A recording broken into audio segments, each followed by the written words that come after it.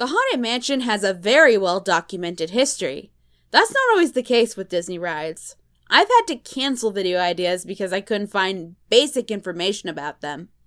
As for the mansion, every aspect of it has been well documented and analyzed by smart people, as well as by idiots with a microphone.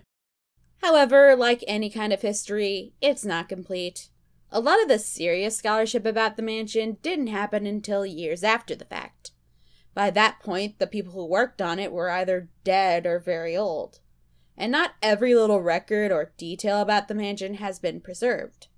Which means, unfortunately, a lot of information is lost, and it's unlikely that we'll ever get it back. So while the research is extensive, there are some things that we straight up don't know about. This week, we'll be exploring some Haunted Mansion unsolved mysteries, digging into stories that we don't know the full details of. This won't be any kind of particular order, nor is it any kind of definitive list. These are just a few of the questions we don't have answers to. The most famous mystery surrounding the mansion for many years was, of course, the Hatbox Ghost. Rumors ran rampant for years about whether or not he really existed. But thanks to fans and historians, we've been able to piece together a decent timeline. He was in the mansion when it first opened, but was removed shortly after because the effect didn't work very well. As far as mysteries are concerned, that's pretty open and shut. Only one question remains. What happened to the original animatronic? There's no trace of it anywhere. We know the original head sculpt exists because Imagineers used it to construct the new Hatbox Ghost figure. But as for the animatronic itself, there's no sign of it anywhere. It completely vanished, so the whereabouts of the Hatbox Ghost is to this day a mystery, but I can attest to the fact that I saw it in this very spot originally. Why? Well, looking at the schematics for the original figure, it was pretty flimsy. It was a simple wire armature without much else on it. There was a little motor to make his hand shake, but that was it. It isn't hard to imagine it getting scrapped, especially since it was a failed effect. They had no idea it would become such a legendary figure in mansion mythology, or that there would be a mansion mythology for that matter. That seems as good of an answer as any, but no one knows for certain, and they likely never will. When you hear people talking about mysteries regarding the mansion, you'll often see people poring over concept art and maquettes. They'll see a character or a scene depicted and they'll be like, "Oh, what happened to this person?" or "Why isn't this thing in the ride?" I generally avoided those because it betrays a lack of knowledge about how the concept stage works. When you're making concept art, you're just throwing ideas at the wall to see what sticks. It's not always indicative of stuff that's lost. Or as this person succinctly put it, the purpose of concept art is simply to explore ideas. No one ripped you off because you didn't get to fight some random enemy that appeared in an art book and not in the final game. That kind of stuff I avoided for this video. However, there are exceptions. Among the many concepts that Mark Davis came up with was this, a ghostly maid. She's very cartoony with round eyes and noodly arms.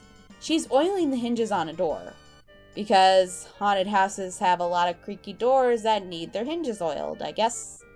For many years, people thought this was just another idea thrown at the wall that didn't stick. But there's ample evidence that it made it further, because we have photographs that feature a full-size figure of that character, which brings up several questions. Davis's concept art always skewed towards the cartoony. That's just a style. But designers like Blaine Gibson took his concepts and grounded them more in reality. His original designs for the hitchhiking ghost featured a very tall, cartoony ghost, not too dissimilar to the maid. But of course, in the final attraction, we got the more realistic skeleton. However, as we can see in these photographs, the maid figure was still very cartoony and faithful to Davis's illustration. So, how did that happen? We don't know. That cartoony style does explain how she didn't make it into the final attraction. She just doesn't fit in with the rest of the characters. she'd stick out like a sore thumb among all the others. And think about where she'd be put into the ride. The only place that makes sense is the corridor doors. Part of what makes that scene so effective is that all the ghosts are disembodied. Not only does the goofy cartoon style clash with the overall dark and eerie atmosphere of the scene, but seeing the ghost in the undead flesh kinda takes away from the power of it.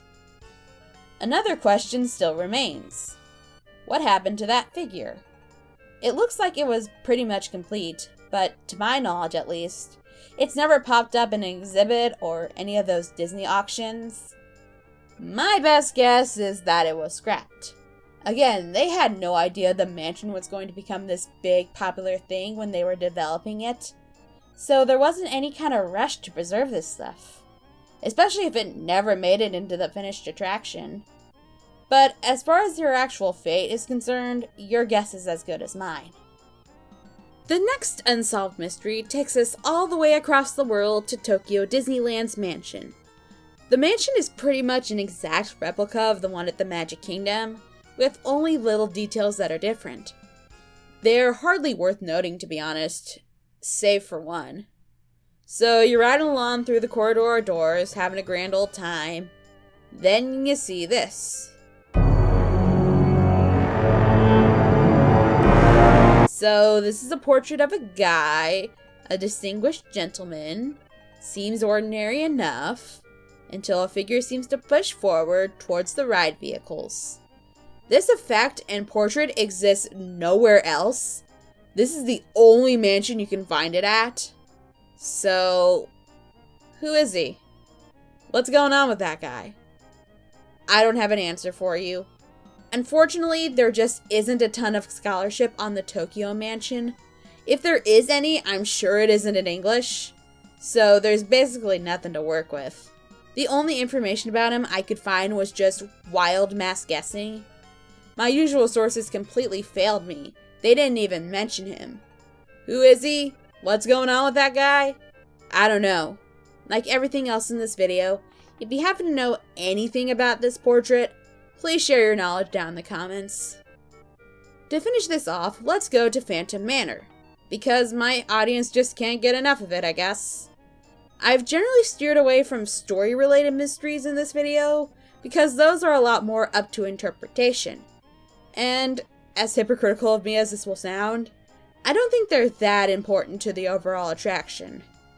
But because Phantom Manor has a much more set-in-stone backstory, I consider any questions about it to be fair game. In 2019, the ride underwent a refurbishment meant to answer a lot of questions fans had about the story. We've talked about this many times on this channel, so you can go watch those videos if you want to learn more. Long story short, the Phantom is the bride's father, and he killed all her suitors to keep her at the mansion indefinitely, which seems pretty cut and dry. However, the refurbishment changed a few things about the existing story, and seemed to raise just as many questions as it answered. In the original version, the bride had one fiancé who was killed by the Phantom the night before their wedding. She remained in her wedding dress for the rest of her days, waiting for him to come back. In this new version, again, there's 4 suitors who were killed by the Phantom while he was still alive. You'd assume that the first guy had been written out of the attraction. But there are still references to him throughout.